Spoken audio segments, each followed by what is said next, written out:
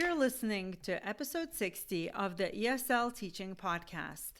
If you listen to my podcast regularly, you know that this month in particular, I have been talking a lot about spring being quite a difficult season energy-wise for teachers, and about the changes that some teachers either need or want to implement.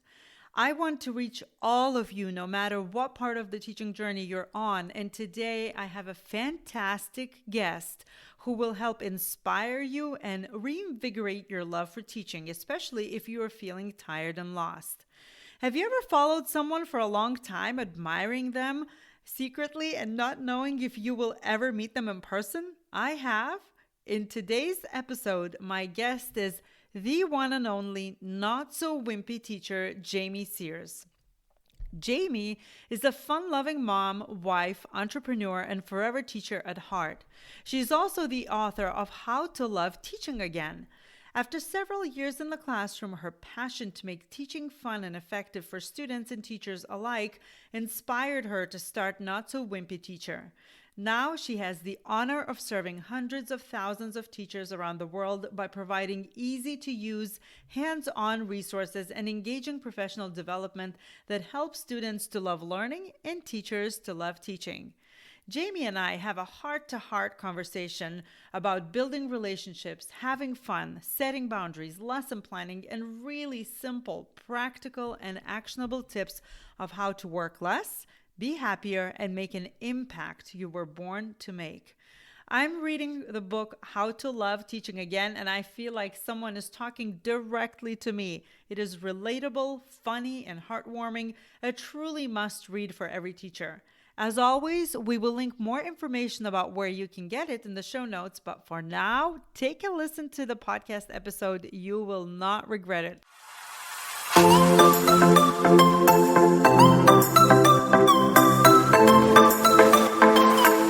Hello and welcome to the ESL Teaching Podcast. I'm your host, Yeva Grossless, otherwise known as simply Yeva, and I am so thankful that you tuned in. I'm looking forward to sharing both my knowledge and experience on this podcast, as well as that of my fellow teachers. Hi, Jamie. Hello. Thank you so much for agreeing to be a guest on my podcast. Oh, this is an honor for me. Thank you for having me. It's amazing. I've been following you for a long time and I've been using your resources and everything. So I wanted to share with my audience who you are in case somebody doesn't know, and kind of like get them excited about the things that we're going to talk about. Absolutely. So I am the founder of Not So Wimpy Teacher, which was a business that I accidentally created. And I couldn't be more excited for what I do, because what I get to do is a blessing. I get to help teachers to have engaging lessons in the classroom, but I help them to simplify this so that they can be the teacher they've always dreamed of being, but also have a personal life, leave school behind, and have family, friends, and hobbies. That's truly what I want to do with Not So Wimpy Teacher, is just to simplify things in the classroom so that teachers can avoid that burnout and remain in the classroom as long as they want to. Absolutely. Absolutely. And I love your message. And it's a similar message to mine. My accidental business is simply Yeva, and I help with the ESL teachers, but mine is also simplifying things I am an overthinker. So I have to do it for myself to be able to share with other teachers. So I'm so glad we kind of met together, two simplifying people.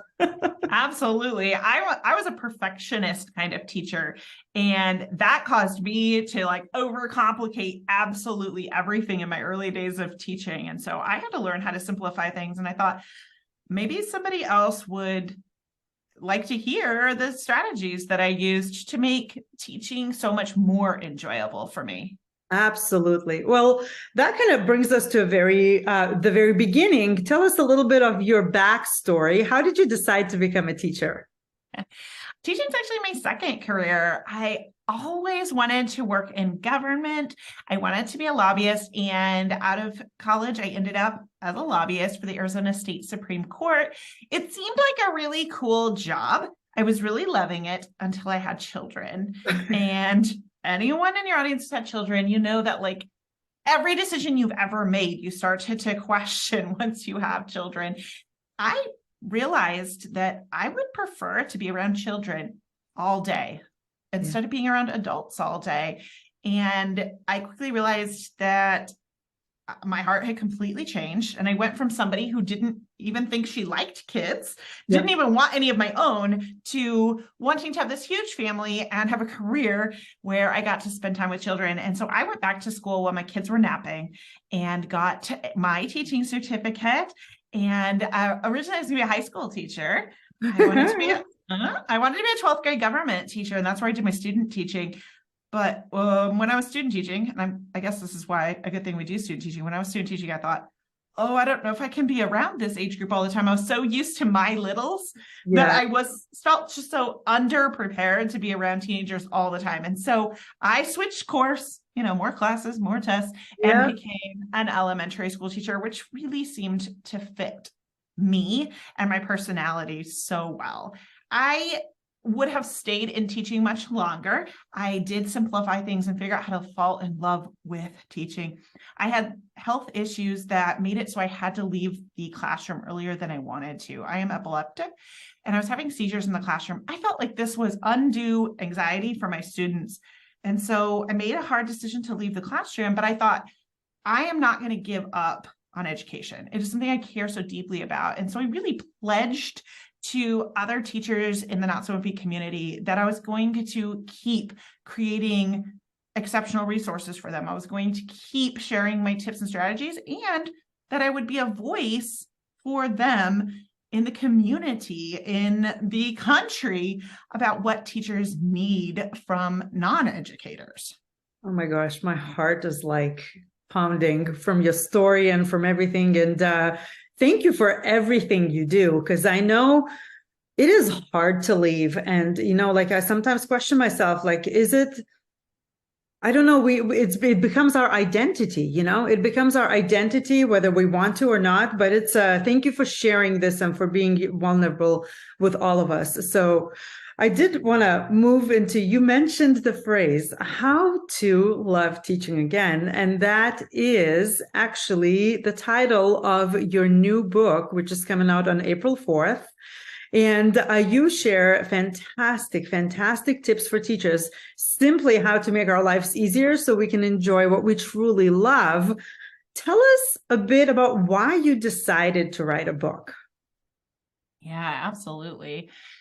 I always wanted to be an author, actually. I can remember being 8 years old and out at recess and sitting against the wall with a thesaurus and a notebook and writing stories and dreaming about being an author. But way back then, I had no idea the type of author I would eventually be. And I was sitting there one day thinking about teachers and all of the things that my audience was telling me every day, and how their class sizes were getting bigger, about how they were working 60 plus hours. One teacher told the story of how she left school so late that she had to climb out the fire escape to avoid setting off the alarm. And I was just thinking about them, and I turned to my friend sitting next to me. I said, I'm going to write a book. I can't fix all of education. I wish I could. I wish I could push the easy button for educators across the country, and they would have fair classroom sizes and fair pay, and that they would be treated with respect from both their administration and the society at large. That's something I'm going to have to use my voice, use my vote, and I am. That is something I am doing. I actually just got off a call with a reporter, and I was really sharing the story of what teachers need non-teachers to understand. But since that's going to take a long time, and the teacher going to school tomorrow, she needs something tomorrow, and she can't wait. And that's when I thought, that's what this book is. This book is just the tips and strategies that will make things a little bit easier in your classroom and make it a little more joyful to go to work each day, even though there are so many big things that need to be changed in education.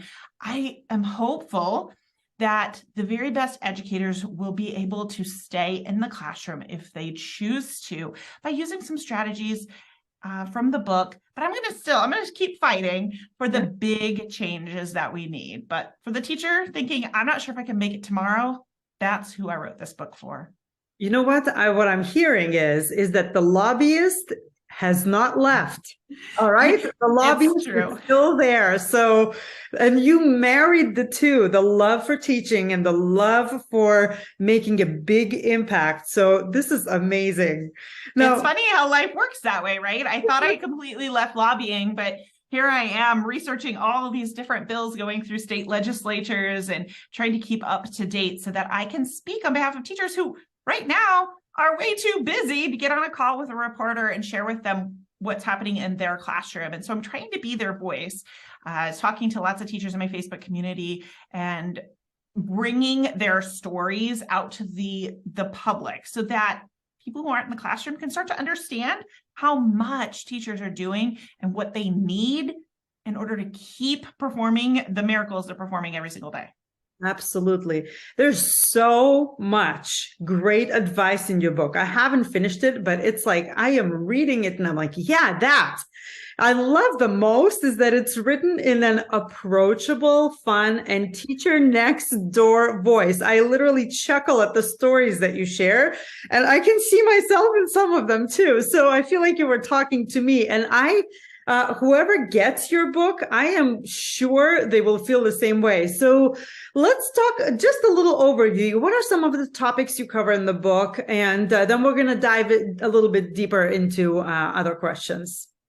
Absolutely. I think the most important thing we start with right in the beginning of the book is the definition of a good teacher. I had a very faulty definition in my first couple of years of teaching.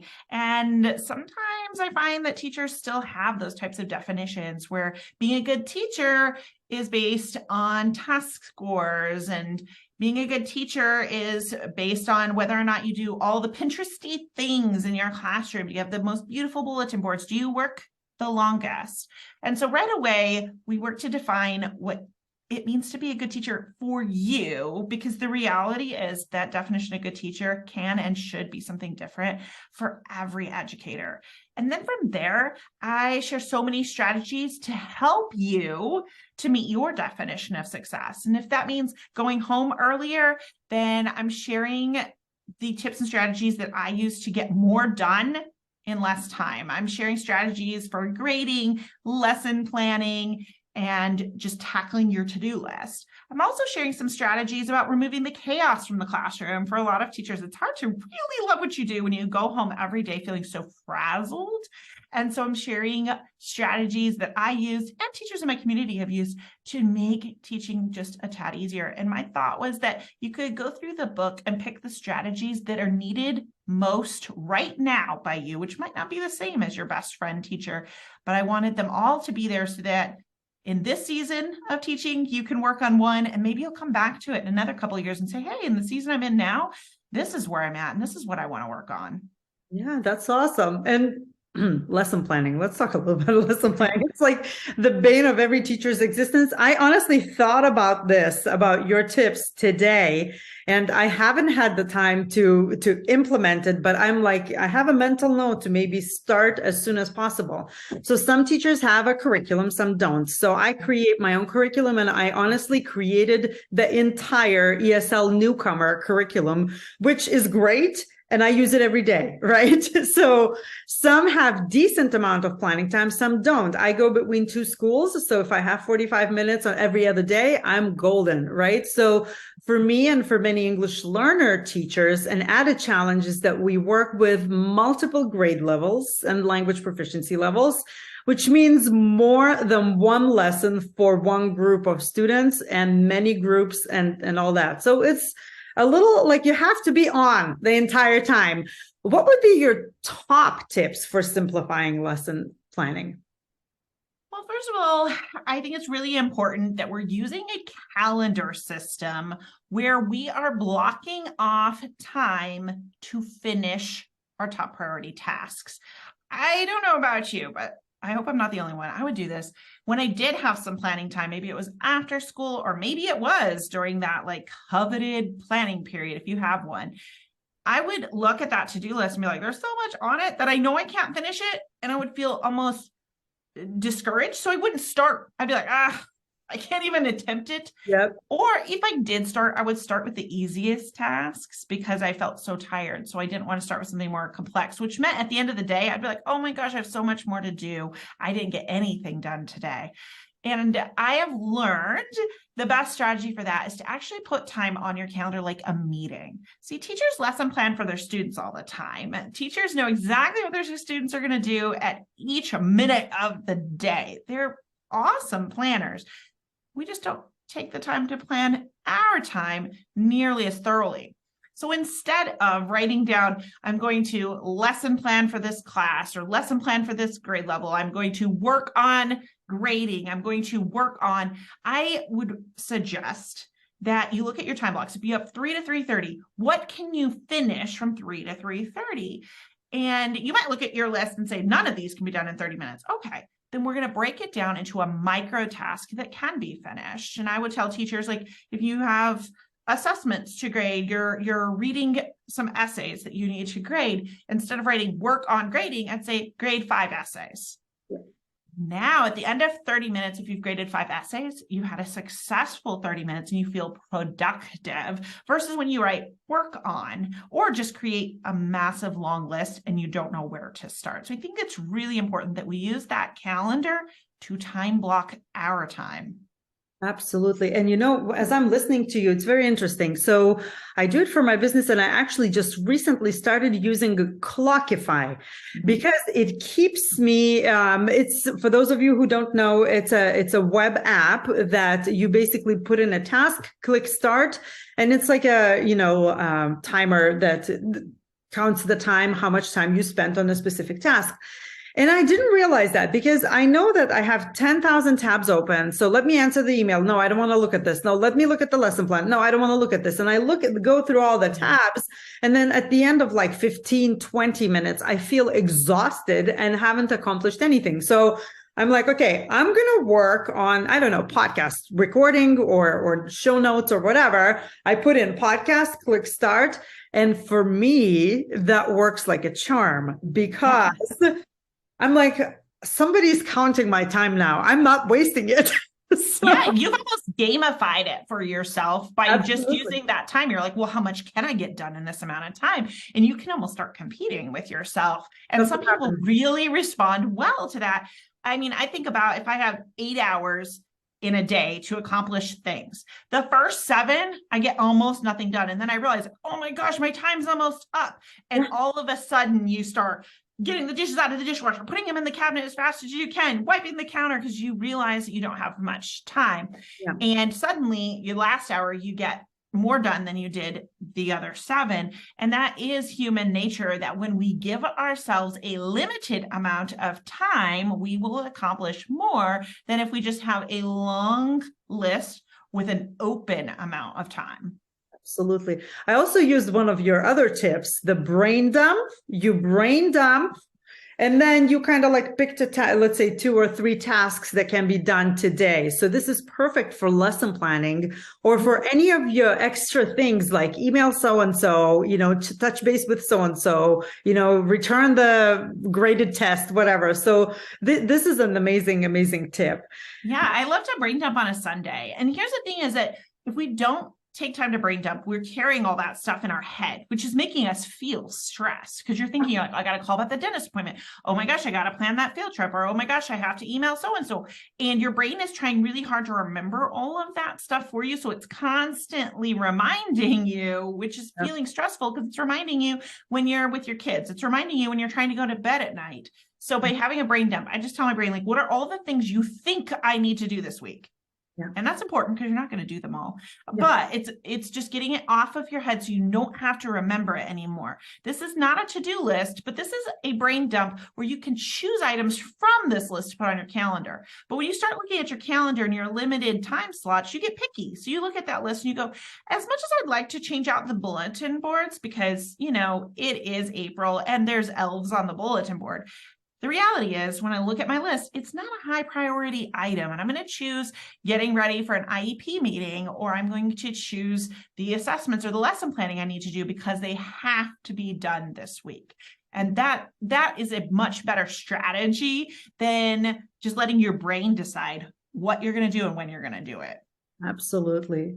Now, if you Google how to work less as a teacher, and I actually Googled it, you would find tons of information, right? It's all great and can get you on the right path, but it is rather superficial. Do this, blah, blah, blah, blah, blah, do that, blah, blah, blah. So it's like, it's nice for starters, but like, you're like, all right, there's 5 steps. I already did them.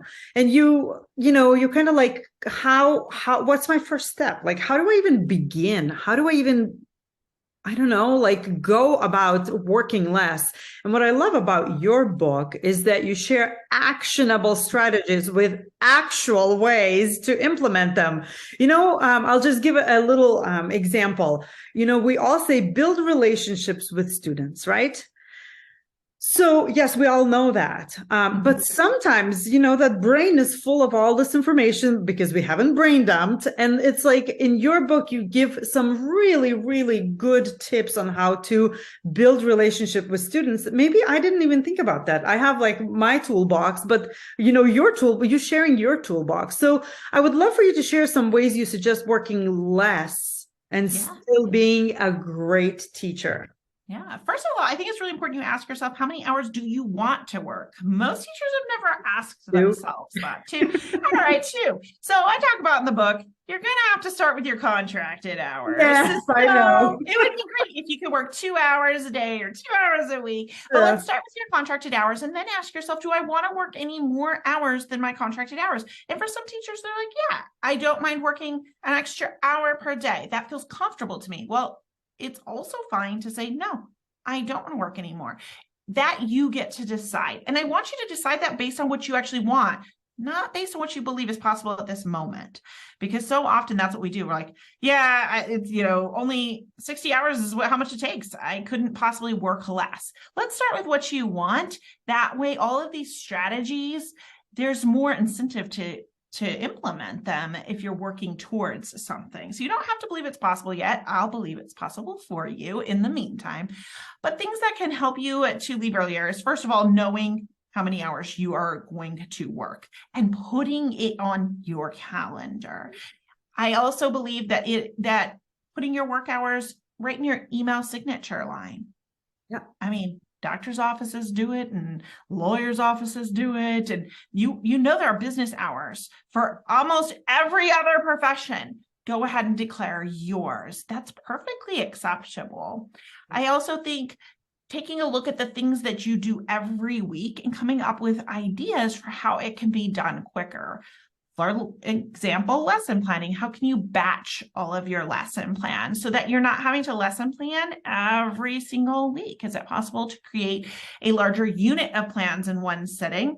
Or if you teach multiple subject areas, can you do multiple weeks of one subject area one week, and then the next week tackle a different subject? This actually saves you a ton of time getting out supplies and materials, but it also saves time with your thinking because you allow yourself to get in the flow and create more while you're in the flow instead of having to stop and pick up a different subject or a different task. Also, saving time. I'm a big proponent of this one, but don't grade everything. Don't do it. There's this temptation, and I know it's real. I've had it too, and I hear teachers in my community, well, if the students worked on it, I feel I should grade it. Like you're doing them a favor by grading everything that they touched. But I think re-examining why we give students activities, it's for practice because we want them to learn and to practice. We don't need to grade everyone's practice round. I think of a sport player. They have lots of practice, then they have the game. Your students should get practice, and then when they're ready, have an assessment. That's what you can grade. So I do share quite a few strategies about working less. And I think that your lesson planning, batching those, deciding how long you want to work, and declaring that. I also think having routines is so important.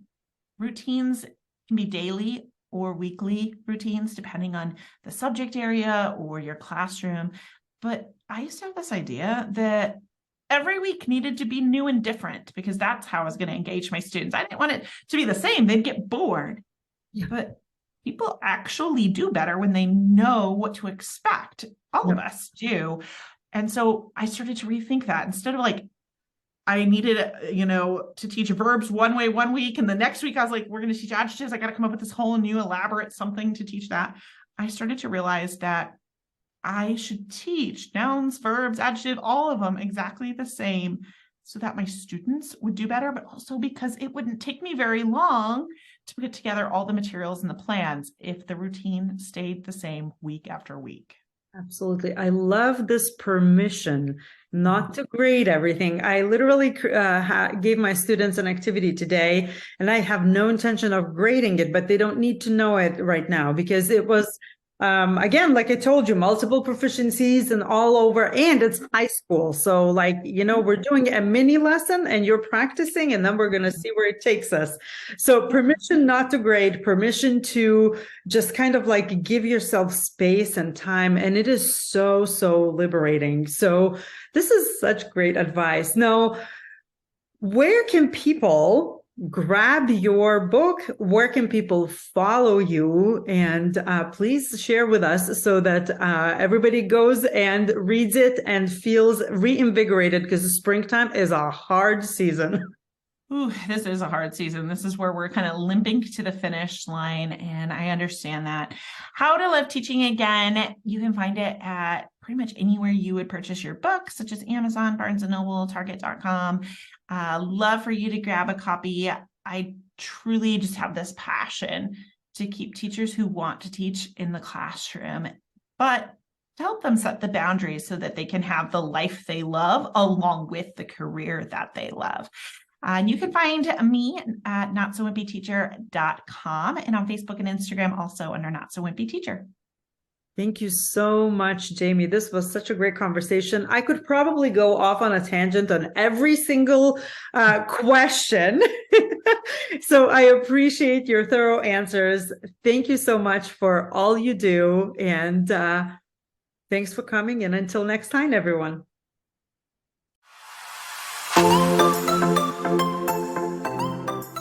Thank you for tuning in to today's episode. If you loved what you heard today, be sure to do two things. First, make sure to subscribe to the ESL Teaching Podcast so you don't miss an episode. And second, leave a positive review wherever you listen, on iTunes, Spotify, or any other platform. Positive reviews will improve the chances of this podcast to be discovered in the feed and help our fellow ESL, ELL teachers. And of course, there's a third thing.